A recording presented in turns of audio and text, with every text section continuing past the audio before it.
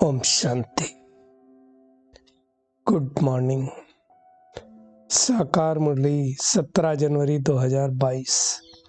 बाबा का मीठा मीठा पत्र हम मीठे मीठे बच्चों के मीठे मंथन के लिए। मंथन शुरू करने से पहले ज्ञान सूर्य शिव बाबा की लाइट और माइट की किरणों के नीचे बैठ जाते हैं और अनुभव करते हैं, मैं ज्ञानी तो आत्मा हूं, बहुत शक्तिशाली आत्मा हूं। आज बाबा ने कहा, मीठे बच्चे प्यार से मुरली सुनो और सुनाओ। स्नेह होना चाहिए। जैसे दुनिया में किसी को किसी का लव लेटर मिले, आजकल वैसे लेटर तो नहीं आता, लेकिन ईमेल आ जाए, मैसेज आ जाए किसी अपने प्रिय का, तो कितना प्यार से हम उसको पढ़ते हैं या सुनते हैं। टेक्स्ट ये मैसेज हो अगर रिकॉर्डेड, तो ऐसे ही बाबा की मुरली बड़े प्यार से सुनो और सुनाओ। ज्ञान रत्नों से अपनी झोली भरपूर करो, तब भविष्य में राज अधिकारी बनेंगे। राज अधिकारी बनना कोई मासी का घर तो है नहीं कि कहा और मिल गया। मेहनत करनी पड़ेगी ना, बगैर मेहनत के तो कुछ होता ही नहीं है ना।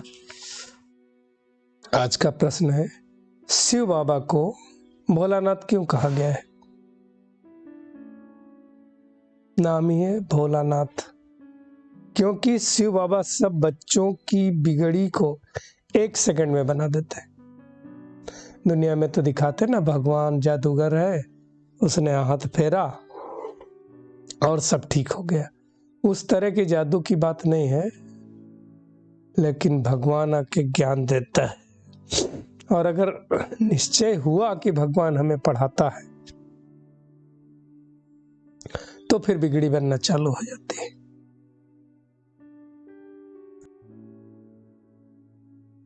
दुनिया में भी कहते हैं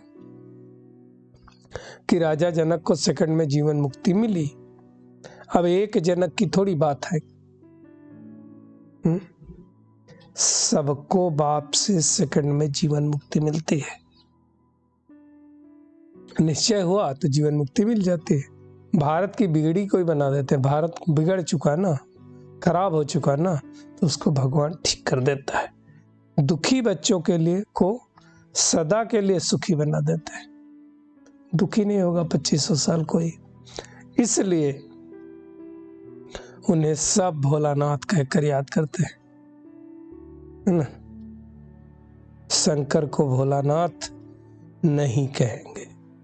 अब दुनिया वाले तो उनको ही समझ, एक्चुअली क्या है, शिव और शंकर को एक समझते हैं ना, इसलिए उनको भोलानाथ समझ लेते हैं। ये तो बाबा ने समझाया, शिव अलग शंकर अलग है ना। तो दुनिया में तो पूजा भक्ति लोग करते हैं तो कहेंगे भोलेनाथ की करो ना। भोलानाथ जल्दी खुश हो जाते हैं और नाराज भी नहीं होते।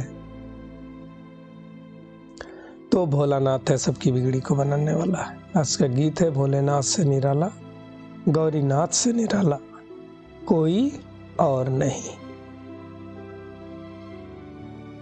भोलेनाथ बाप का डायरेक्शन है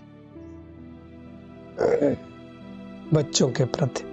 क्या डायरेक्शन है? पहला डायरेक्शन कि मेरी याद में बैठो, याद में रहो। मनुष्य को भोला नहीं कहा जाता है। भोलानाथ शिव बाबा को कहेंगे। मनुष्य कहाँ भोला है, जाने क्या क्या पाखंड रचता है। शंकर को भी भोलानाथ नहीं कहेंगे। जो बिगड़ी को बनाने अर्थात दुखी को सुखी बनाने वाला है, उसको ही भोलानाथ कहते हैं। देखो हमारा कखपन लेकर के क्या क्या देता है, तो उसको ही भोलानाथ कहते हैं। और बिगड़ी इस समय किसकी है? भारतवासियों की सबसे ज्यादा बिगड़ी, तो उसी को बनाने के लिए वो भारत में आता है। बिगड़ी को बनाने में कोई बहुत टाइम नहीं लगता है, सेकंड में बता देता है। मन ही मन मुझे याद करो, मामे कम याद करो। दुनिया में कहते हैं जनक को युक्ति दी। अगर जनक की बिगड़ी बनाई और उसने जीवन मुक्ति पाई, तो राजधानी में और तो लोग भी होंगे, वो कैसे कहाँ से आएंगे फिर? तो बहुतों को जीवन मुक्ति मिली होगी ना। ये तो सबको पता, भारत जीवन मुक्त था। जीवन मुक्त किसको कहा जाता है? जहां जीवन है परंतु मुक्त अवस्था में है, कोई अटैचमेंट नहीं, कोई बोझ नहीं, ये स्वर्ग में होता है। जीवन बंध कहा जाता है नरक को, बीमारी का बंधन, रिश्तेदारी का बंधन, ये प्रॉब्लम, इसका बंधन, बिजनेस का बंधन, नौकरी का बंधन, ये सब बंधन है। तो नरक को जीवन बंध कहा जाता है। राजयोग के द्वारा ही स्वर्ग की स्थापना होती है ना। सतयुग में लक्ष्मी नारायण का राज्य दिखलाते, कैसे स्वर्ग की राजाई पाई? इस राजयोग के द्वारा पाई ना। तो अभी तो है कलयुग, प्रजा का प्रजा पर राज्य है, जिसको पंचायती राज्य कहते हैं। इसके बाद सतयुग आएगा। अब सतयुग आने से पहले, कलयुग समाप्त होने के पहले,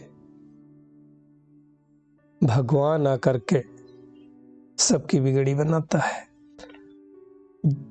गीता सुनाता है, जिस गीता के द्वारा 3 धर्मों की स्थापना होती है, ब्राह्मण, देवता और क्षत्रिय। तो सारी महिमा गीता की है, सदगति भी उससे होती है। गीता में ही रुद्र ज्ञान का भी जिक्र किया गया है, जिससे इस पुरानी दुनिया नरक का विनाश हो जाता है और स्वर्ग की स्थापना हो जाती है। इसमें कोई मूझने की बात नहीं है, निश्चय की बात है। ये होगा, अवश्यंभावी है, कोई टाल नहीं सकता है, और जल्द होगा, क्योंकि धीरे धीरे समय तो नजदीक आते जा रहा है। तो सबको बाबा कहते हैं विश्व में स्वर्ग स्थापन करने वाला का परिचय सबको देना चाहिए।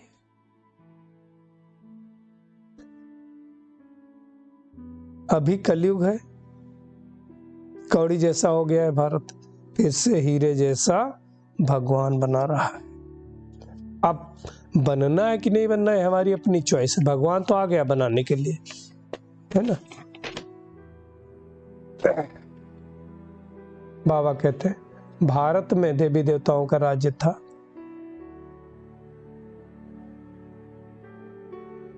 अब नहीं है। देवी देवताओं की महिमा करते हैं तो कुछ गिलानी भी करते हैं। बाबा कहते हैं तुम बच्चों में जो विशाल बुद्धि होंगे उनको बहुत खुशी होगी। वास्तव में बाबा कहते हैं विशाल बुद्धि उनको कहा जाता है जो धारणा कर फिर दूसरों को कराते हैं। फिर बाबा ने कहा देखिए और सत्संगों में देखो 5,000 10,000 आते हैं, यहाँ क्यों नहीं आते? तो बाबा ने कहा देखिए भक्ति तो वृद्धि को पाती रहेगी, ज्ञान कोई सिंपल तो है नहीं, और ना ही यहाँ कोई भीड़ लगनी। तो बाबा कहते जिन्होंने कल्प पहले समझा होगा वही समझेंगे। लोग तो दुनिया में क्या होता, कथा सुने और सुनकर घर चले गए, बस खत्म हो गया। मेहनत थोड़ी करनी पड़ती है, यहाँ तो मेहनत करनी पड़ती है। ज्ञान को धारण करना है, दैवी गुणों को धारण करना है, अच्छा बनना है। वहां तो कोई अच्छा बनने की बात होती नहीं। तो बाबा कहते हैं तुम गुप्त पांडव गवर्नमेंट हो, चुपचाप कर रहे हो, किसी को पता थोड़ी है ना। सेंटर्स भी धीरे धीरे बढ़ते जा रहे हैं। तो बाबा आकर के जो सृष्टि का पहला पुरुष, जिसको एडम कहा जाता है, प्रजापिता ब्रह्मा कहा जाता है, उनके द्वारा सृष्टि रचते हैं। दुनिया में भी कहते हैं सृष्टि में प्रलय हो गई, फिर ब्रह्मा के द्वारा नई दुनिया रची गई। प्रलय नहीं होती है, परंतु ब्रह्मा के तन में आकर के भगवान इस दुनिया को रचता है, कलम लगती है सृष्टि की, है ना। तो नशा रहना चाहिए। बाबा ने आज एग्जाम्पल लिया बंगलौर के अंगना बच्चे को, कितना नशा था, खुशी में डांस करता था। तो भगवान हमें मिला है, वो खुशी रहना चाहिए।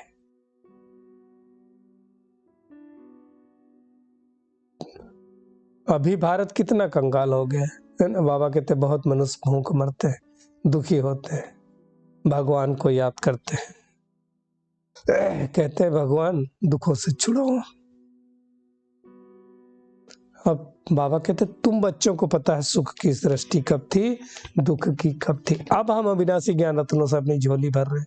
चेक करना रियल में झोली भर रहे हैं कि नहीं भर रहे हैं। जितना जितना मुरली सुनते जाएंगे, धारण करते जाएंगे, झोली भरती जाएगी। बाबा कहते तुम हो शिव शक्ति सेना, भारत की झोली भरने वाले। भारत धीरे धीरे फिर बहुत साहूकार हो जाएगा। बहुत इंपॉर्टेंट बात बाबा ने कही, झोली जो भरते हैं राज भी सिर्फ वही करेंगे ना, सब राज्य नहीं करेंगे।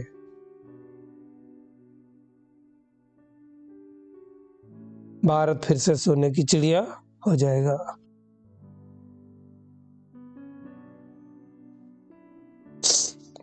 और ये सब काम कब होता है? संगम युग पर, जब भगवान आकर के ज्ञान सिखलाता है, अर्थात राजयोग सिखलाता है।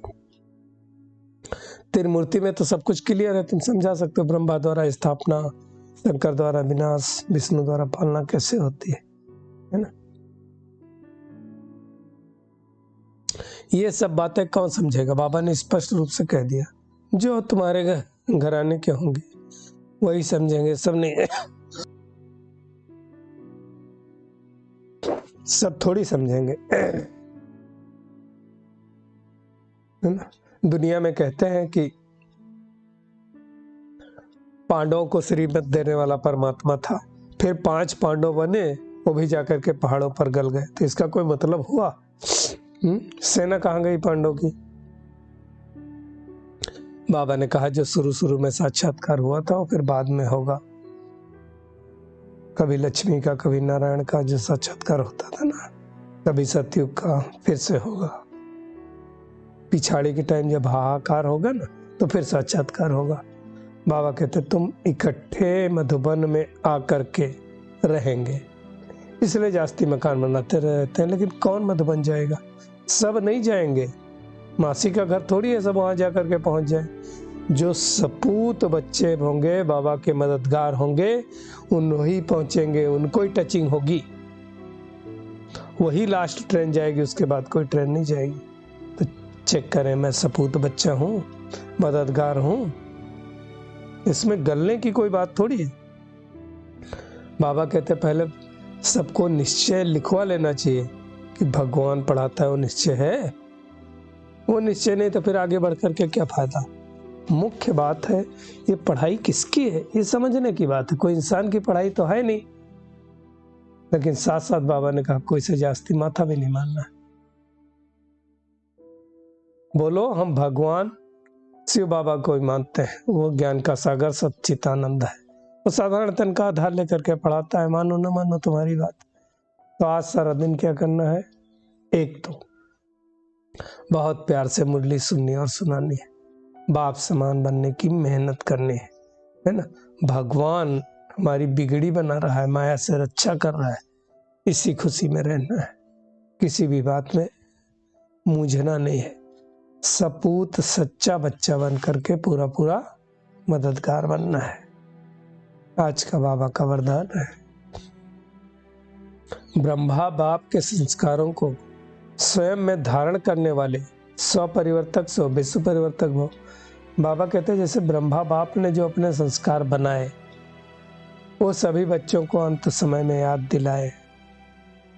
सबको याद आता है ना, निराकारी, निर्विकारी और निरहंकारी। तो ब्रह्मा बाप के संस्कार ही ब्राह्मणों के संस्कार नेचुरल हो जाए, हमारे वो संस्कार नेचुरल बन जाए। सदा इन्हीं श्रेष्ठ संस्कारों को सामने रखो। सारे दिन में हर कर्म के समय चेक करो कि तीनों ही संस्कार इमर्ज रूप में हैं। इन्हीं संस्कारों को धारण करने से स्व परिवर्तक, स्व विश्व परिवर्तक बन जाएंगे। कौन सा 3 संस्कार? निराकारी, निर्विकारी और निरहंकारी।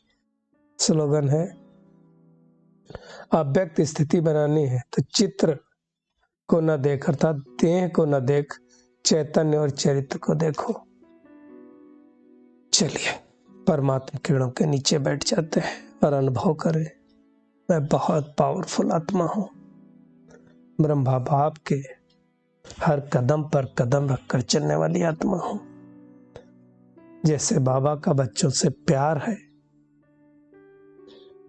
तो आकर के जीवन की सुख शांति की सब कामनाएं पूर्ण करते हैं, सुख का मालिक बना देते हैं। भाग्य खींचने की कलम दे देते हैं, जितना चाहे उतना हम अपना भाग्य बना सकते हैं। तो ऐसे परमात्मा के प्यार में समाये रहो और अपने भाग्य की रेखाएं बाबा की याद में रह करके, मुरली सुन करके और सुना करके अपने श्रेष्ठ भाग्य को बनाते रहो। शुक्रिया मीठे प्यारे बाप दादा, शुक्रिया आप सभी का इस मीठे मंथन के लिए। ओम शांति।